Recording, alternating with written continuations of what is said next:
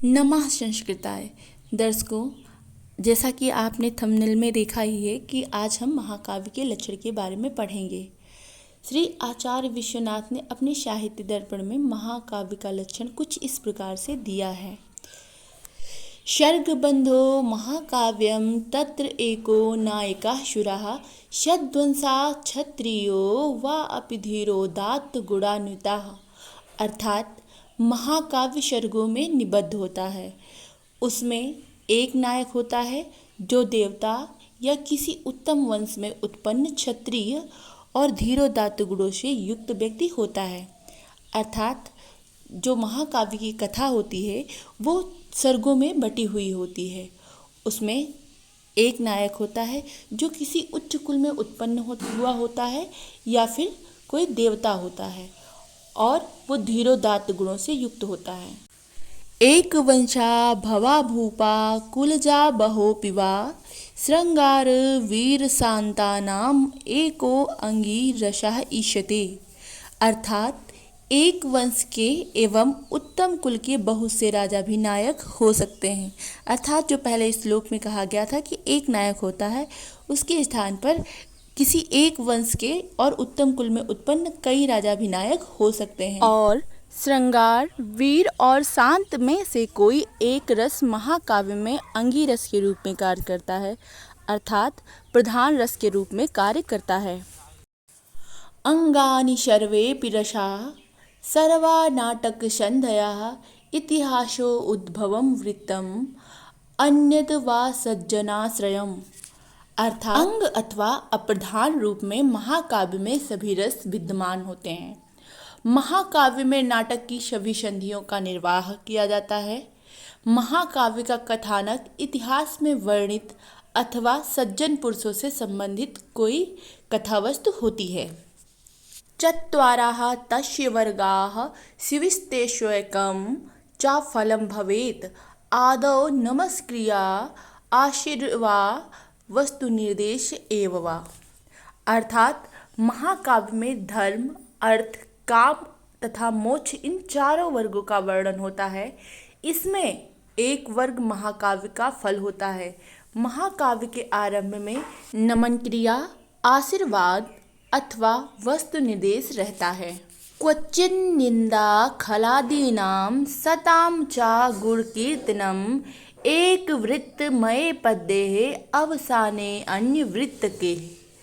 अर्थात इसमें कहीं दुष्टों की निंदा और कहीं सज्जनों के गुणों की प्रशंसा होती है।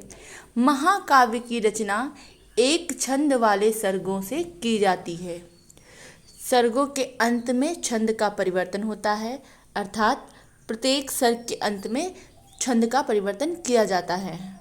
नाति स्वल्पाः नाति दीर्घा सर्गाः अष्टाधिका इह नानावृत्तमया क्वापि सर्ग कश्चन दृश्यते। अर्थात महाकाव्य में ना अधिक छोटे और ना अधिक बड़े 8 से अधिक सर्ग होते हैं। अर्थात महाकाव्य में कम से कम 8 सर्ग होते हैं। कुछ महाकाव्यों में एक सर्ग अनेक छंदों वाला भी होता है। सर्गान्ते भावी सर्गस्य कथाया सूचनं भवेत् संध्या सूर्येन्दु रजनी प्रदोष ध्वनान्तवासरः। अर्थात सर्ग के अंत में ही अगले सर्ग की कथा की सूचना दे दी जाती है। संध्या, सूर्य, चंद्रमा, रात्रि, प्रदोष, अंधकार तथा दिवस का वर्णन भी होता है। प्रातः मध्याह्न मृगया सेलः तुवन सागरः संभोग विप्रलम्भो च मुनिस्वर्ग पुराध्वरः। अर्थात प्रातः, मध्याह्न, मृगया, पर्वत, ऋतु और सागर का वर्णन भी महाकाव्य का विषय है। महाकाव्य में संयोग और वियोग दोनों का वर्णन होता है, अर्थात मिलन और बिछड़ना दोनों का वर्णन किया जाता है। इसके अतिरिक्त महाकाव्य में मुनिजन, स्वर्ग, नगर और यज्ञ का भी वर्णन प्राप्त होता है।